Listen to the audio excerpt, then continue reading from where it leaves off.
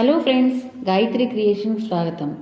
ఇప్పుడు నేను అగ్రహారం కథల్లోని అవతారాలు మన కారాలు అనే కథ గురించి చెప్పబోతున్నాను. ముందుగా రచయిత గురించి. వేదుల సుభద్ర గారు గోదావరి ఒడ్డున గల అమలాపురంలో జన్మించారు. ఉస్మానియా యూనివర్సిటీలో జెనెటిక్స్లో పిహెచ్డి చేశారు. ప్రస్తుత నివాసం, ఉద్యోగం బెంగళూరులో.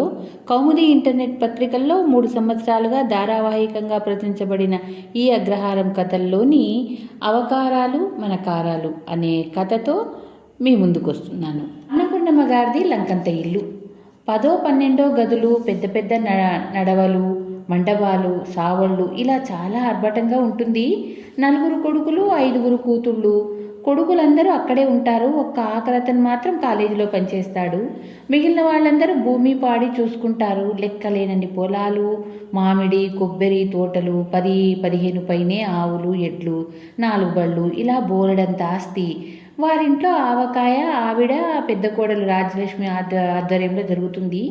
రాజలక్ష్మికి చాలా చిన్నప్పుడే పెళ్ళయింది. తల్లి లేని ఆమెకు అమ్మైనా అత్తైనా అన్నపూర్ణమ్మే. తల్లి పిల్లి వెనక పిల్లి పిల్లల ఆవిడ వెనకాలే తిరుగుతూ ఇంటా బయట ఎంతో మంచి పేరు తెచ్చుకుంది ఆవిడ. వారింట్లో ఏ మహిముందో మనం పెడితే ఆ రుచి రానే రాదు. వారి కుటుంబం అంత బాగుంటుంది వాళ్ళు పెట్టే ఆవకాయ అనుకుంటారు ఆవిడ చేతి ఆవకాయ తిన్న వాళ్ళందరూ. అన్నపూర్ణమ్మ చాలా నిక్కచ్చి అయిన మనిషి. ప్రతి కోడలు అత్తారింటికి రాగానే ఆవిడ చెప్పే మాట ఒకటే, చూడండమ్మా, కలుపుకోవడం కష్టం, విడిపోవడం చాలా తేలిక. కలుసుంటూ మనుషుల్ని విడివిడిగా ఉంచుకోవడంలో అర్థం లేదు. మన ఇంట్లో మీకు ఎలా కావాలంటే అలా ఉండొచ్చు. కష్టం పంచుకుంటే తరుగుతుంది, సుఖాన్ని పంచుకుంటే పెరుగుతుంది. నీకెప్పుడు ఏం కావాలన్నా చక్కగా ధైర్యంగా అందరితో చెప్పు. మనసులో ఒకటి పైకి ఒకటి ఉంచుకోవడం కన్నా అదే మంచిది అని. ఎప్పుడూ ఆ ఇంట్లో కలతలు రాలేదని కాదు, కానీ వచ్చినా సరే కలిసి పరిష్కరించుకునేవారు అంటే బాగుంటుంది. ఇంటి పెద్ద కృష్ణమూర్తి గారు వానమబ్బులాగా నిదానంగా ఉంటారు. చల్లగా చిరుజల్లులు కురిపించేట్లు మాట్లాడతారు. వేసవి రాగానే ఇంట్లో ఆవకాయ గురించి చర్చ మొదలవుతుంది. అన్నపూర్ణమ్మ గారి ఆధ్వర్యంలో ఆవిడ, పెద్ద కోడలు రాజలక్ష్మి, గిరిజ, రామలక్ష్మి, సుగుణ కలిసి ఏవేవి ఎంత పెట్టాలో, దానికి ఏం కావాలో అన్నీ లెక్కలేసుకుంటారు. అత్తయ్య, మా అత్తగారింట్లో నిరుడు కొత్త రకం ఆవాలట, చిన్నవగా ఉండి చాలా బాగున్నాయట. వాటితోనే ఆవకాయ పెట్టారట. 3 నెలలైనా సరే ఆవగాటు తగ్గలేదట. ఆఖరి కోడలు సుగుణాంతి. సరే పోనీ అది చూద్దాం. రాజ్యం, కాంబాబుకు చెప్పు ఆవాలు మిరపకాయలు తెప్పించమను అని పెద్ద కోడలతో రాజలక్ష్మితో చెప్పింది ఆవిడ. సుగుణకి అన్నీ తనే ముందు తెలుసుకోవాలని, అందరికంటే ముందు చేసేసి మెప్పు పొందాలని చాలా సరదా. ప్రతి దానిలో అందరితోనూ పోటీ పడడం, తన మాట నెగ్గకపోతే ఉక్రోషపడడం, అలగడం ఆవిడ నైజం. చిన్నపిల్లలాంటి మనస్తత్వం. అదీకాక బొత్తిగా 5వ క్లాస్ కూడా చదువుకొని తోడి కోడళ్ళ కంటే ఇంటర్ దాకా వచ్చిన తనకి చాలా తెలుసని ఆవిడకో నమ్మకం. నిదానంగా ఉంటూ ఆలోచించి జాగ్రత్తగా ఇంటి పనిలోనూ అది అత్తగారికి తలలో నాలికలా ఉండే పెద్ద తోడి కోడలు రాజలక్ష్మి అంటే చాలా ఇష్టం ఉన్నా కొద్దిగా కోపం అప్పుడప్పుడు. ఎందుకంటే ఇంటిలిపాది పొద్దున లేస్తూనే ఆవిడ మీదే ఆధారపడతారు, పనికైనా మాటకైనా. పిల్లలు దొడ్డమ్మ అని ఆవిడ కొంగు పట్టుకు తిరుగుతారు. మరుదులు సరే, మిగిలిన 2 తోడి కోడళ్ళు కూడా మా అక్కయ్య అంటూ ఎప్పుడు ఆవిడన్న మాట దాటరు. చీకటితోనే అత్తగారితో పాటు లేచింది మొదలు పొద్దుపోయే వరకు అందరి అవసరాలు పేరున చూస్తుంది ఆవిడ. అదీగాక పనివాళ్లను, పాలేళ్లను కూడా సొంత మనుషుల్లా చూస్తుంది. ఎలాగైనా మీకు పెద్దక్కయ్య అంటేనే చాలా ఇష్టం, మేమందరూ మీకు లెక్కలేదు అంటుంది సుగుణ అన్నపూర్ణమ్మతో అప్పుడప్పుడు. నీ మొహం, నాకు మీరందరూ ఒకటే. అందరికంటే ముందు వచ్చింది కదా, అందుకే అలవాటుగా రాజ్యం పేరు నోటికొస్తుంది. ఎక్కువగా అంతే, పిచ్చిపిల్ల అంటూ నవ్వుతూ విషయాన్ని సున్నితంగా విడమర్చి తేలికపరచడంలో ఆవిడ అందవేసిన చెయ్యి. చర్చలు అయి 2-3 రోజులకు ఆవకాయ పని మొదలు. 2-3 బస్తాల మిరపకాయలు, ఆవాలు, ఉప్పు దిగాయి. అన్నీ శుభ్రం చేసుకుని లోపల వాకిట్లో ఎండబోసి రోజు ఎత్తిపెట్టడం ఒక పెద్ద పని. తర్వాత కారాలు కొట్టడానికి రమ్మని పని వాళ్లకు పురాయింపు. ఊర్లో ఉన్న అన్ని పెద్ద ఇళ్లల్లోనూ ఒకేసారి పెట్టేస్తే వాళ్ళ కష్టం, అందుకే ముందే చెప్పుకోవాలి. 2 రోజులు శుభ్రంగా కడిగి తడి లేకుండా ఆరనిచ్చిన తర్వాత తయారుగా ఉంచితే శుభ్రంగా స్నానాలు చేసి నూనె రాసి జుట్టు ముడి వేసుకొని చీరలు గోచి పెట్టి మోకాళ్ళ వరకు కట్టుకొని వచ్చేవారు పళ్ళమ్మ, ఆమె కోడలు నాగమ్మ, స్నేహితురాలు బుల్లెమ్మ, సూరమ్మలతో. ఒకళ్ళు ఆవాలు పోటేస్తే మరొకరు మిరపకాయలు, ఇంటి వాళ్ళు ఇద్దరు పక్కనే కూర్చొని దంచినవి తీసుకొని జల్లించగా వచ్చిన మెత్తటి ఆవపొడిని కారాన్ని డబ్బాల్లోనికి ఎత్తి మిగతాది మళ్ళీ రోట్లోకి వేసేవారు. ఈ లోపల అన్నపూర్ణమ్మ గారు మిగిలిన కోడళ్ళు కలిసి టీలు ఏదైనా టిఫిన్లు పట్టుకొచ్చేవారు. అదయ్యాక మళ్ళీ పని. ఈ లోపున కబుర్లు, పలానా వారింట్లో ఈసారి ఆవకాయ తక్కువ పెడుతున్నారనో లేక ఇంకా మొదలు పెట్టలేదనో ఇలా. అదేమిటే నాగమ్మ, బొత్తిగా 4 కాయలు నలగడం లేదు నీ రోట్లో అని ఎవరైనా అంటే, ఊరుకోండమ్మా, రెక్కలొకటే పోట్లు, అలవాటనే ఇల్లు మానేస్తే బాగోదని వస్తున్నా కానీ అని దీర్ఘం తీసి నాగమ్మ. 3 రోజులు సాగింది కారాలు కొట్టే ప్రక్రియ. రోజు వాటిని జాగ్రత్తగా తడిని తగలకుండా కుండలకు గిన్నెలకు ఎత్తిపెట్టడం ఒక పెద్ద పని. అమ్మయ్య, కారాలు అవి తయారయ్యాయి. ఇంకా పెద్దావిడతో చెప్పు రాజ్యం, కాయలు రేపో ఎల్లుండి తెప్పించమని అంది ఆవిడ. ఆ సాయంత్రం వచ్చారు రాజ్యలక్ష్మి నాన్న వీరభద్రం గారు. కుశల ప్రశ్నలు అయ్యాక చెప్పారు. అమ్మ, రాజ్యం తల్లి ఆబ్దికం ఎల్లుండి అయింది. అధిక మాసం కదా, మీరు నాతో పంపినా సరే తర్వాత పంపినా సరే ఆ రోజుకి బిడ్డ వచ్చేలా చూస్తే చాలు అన్నారు. అయ్యో, మీరు అంతగా చెప్పాలా, రేపు బయలుదేరుతుంది, వాళ్ళిద్దరూ వస్తారులేండి అంది. ఆ తర్వాత తట్టింది ఆవిడకు. ఆ రోజు ఆవకాయ కలుపుదామని అనుకున్నారని. ఎలా అని కంగారు పడుతున్న రాజ్యలక్ష్మితో అంది అన్నపూర్ణమ్మ. నువ్వు వెళ్ళి రావే, నువ్వు వచ్చాక కలుపుకోవచ్చు, 2 రోజుల్లో కాయలేవి పండైపోవు అంది ఆవిడ నవ్వుతూ. ఎందుకు, మనమందరం లేము, ఆ మాత్రం పనికి అక్కయ్యే ఉండాలా అంది సుగుణ. అబ్బే, రాజ్యం చేయి పడితేనే కానీ, దాని చేతితో నూనె పోస్తే కానీ మన ఆవకాయకు రుచి రాదర్రా, దాన్ని వెళ్ళి రానియండి, తర్వాతే పెడదాము అంది ఆవిడ. సుగుణకు కొంచెం కోపం వచ్చింది. ఏమిటో ఆవిడ గొప్ప అనుకుంది మనసులోనే. ఆ ఏడాది ఆవకాయ పెట్టడం మాత్రం రాజలక్ష్మి వెళ్ళి వచ్చాకే జరిగింది. అక్కడే సుగుణకు అసహనం మొదలైంది. ఇంట్లో ఎంత నూనె కావాలి అన్న దగ్గర నుంచి పండగకి ఎవరెవరికి ఏం కొనాలి, ఆడపిల్లలకి ఎంత బంగారం కొనాలి, ఏ విషయమైనా ఆవిడని అడగాల్సింది. తను ఇంటర్ చదివింది, లెక్కలు వ్యవహారాలు తెలుసు. అయినా తన చిన్నపిల్ల అని తీసిపారేస్తారు. మహా అయితే లెక్కలు వేసి పెట్టమంటారు, తనేదో గుమాస్తా అయినట్టు. మిగతా వాళ్ళు కూడా ఎప్పుడూ అక్కయ్య అని ఆవిడ చుట్టూ తిరుగుతారు.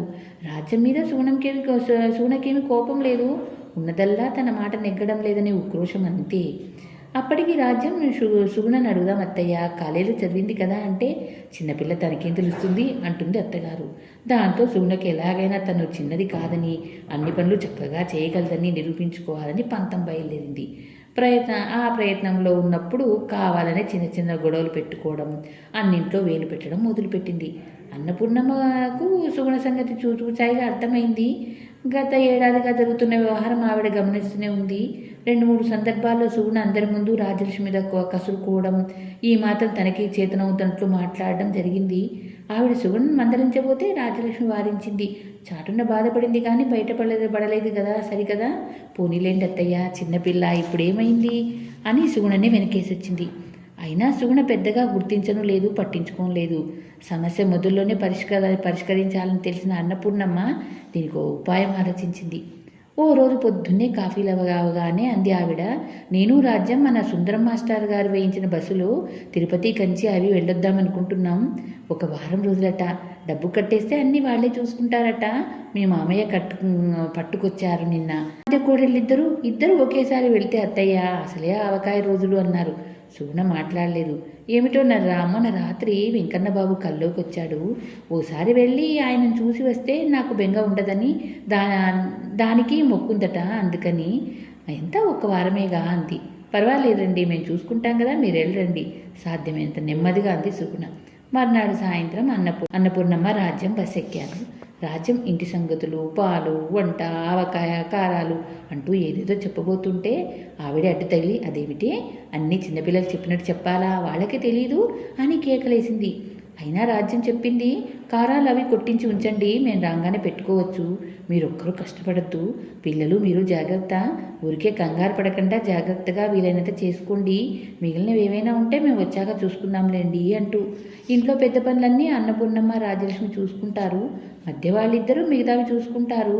ఆఖరైన సుగుణకు మాత్రం పిల్లలకు అన్నాలు పెట్టడం, స్కూళ్ళకు పంపించడం ఇలాంటి చిన్న చిన్న పనులు మాత్రమే చెప్తారు.